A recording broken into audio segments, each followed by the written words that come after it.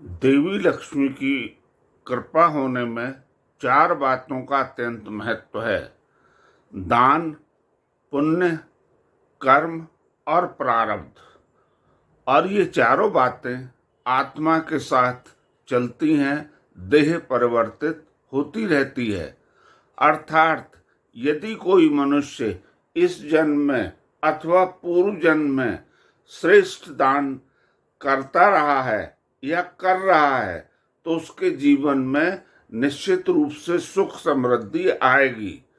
इसी प्रकार यदि मनुष्य के पास पुण्य कर्म श्रेष्ठ हैं, उनका संचित संख्या अधिक है, तब उसे उसी के अनुरूप जीवन में संपन्नता की प्राप्ति होगी।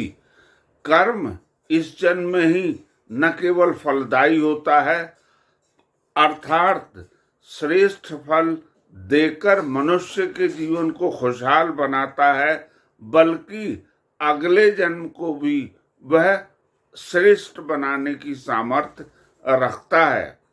कर्म श्रेष्ठ रहते हैं तो हमें अच्छे मन से काम करने की प्रेरणा तो मिलती ही है, साथ ही लोगों की दुआएं मिलती हैं और ये सभी चीज़ें हमारे जीवन में कहीं ना कहीं महत्वपूर्ण हो जाती हैं। इसी प्रकार प्रारब्ध भी अत्यंत महत्वपूर्ण होता है। अर्थात अगर किसी जन्म का प्रारब्ध श्रेष्ठ है तो उसका अगले जन्म पर निश्चित रूप से प्रभाव पड़ता है, क्योंकि ये चारे चीज़ें देह परिवर्तित होने के बाद भी आत्मा के साथ बनी रहती हैं।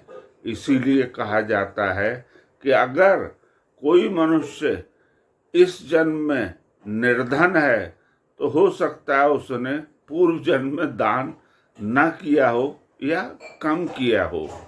इसी प्रकार कई बार हम देखते हैं इस जन्म में मनुष्य बहुत अच्छे कर्म नहीं कर रहा, लेकिन उसके जीवन में खुशहाली है, धन की कमी नहीं है, संपन्नता है, तो संभवतया इसके पीछे उसका प्रारब्ध है। यानी प्रारब्ध में उसके श्रेष्ठ कर्म रहे हैं, जिनका आनंद वह इस जीवन में भोग रहा है। लेकिन अगर वह इस जीवन में अच्छे काम करता है, नेक काम करता है, धर्म के अनुरूप काम करता है, वह काम करता है जो समाज, व्यक्ति और राष्ट्र के हित में होते हैं, तो उसका निश्चित रूप से उसको इस जन्म में तो फल मिलता ही है। अर्थात दुआएं मिलती हैं, परिणाम अच्छे मिलते हैं, साथ ही अगले जन्म में भी उसका जो निर्धारण होता है, अर्थात उसका जीवन किस प्रकार होगा, वह भी श्रेष्ठ भूमिका के आधार पर ही निर्धारित होता है। प्रारब्ध अर्थात पूर्व जन्म के कर्म फल ही इस जन्म में पुण्य के रूप में प्राप्त होते हैं। अगर किसी के पास पूर्व जन्म के संचित पुण्य कर्म अधिक हैं तो इस जन्म में निश्चित रूप से उसको इसका लाभ मिलेगा। अतः सभी मनुष्यों को दान, पुण्य और श्रेष्ठ कर्म करने की नीति अपनानी चाहिए, जिससे उनके जीवन में सुख, समृद्धि, संपन्नता आए और धन की कभी कमी न रहे।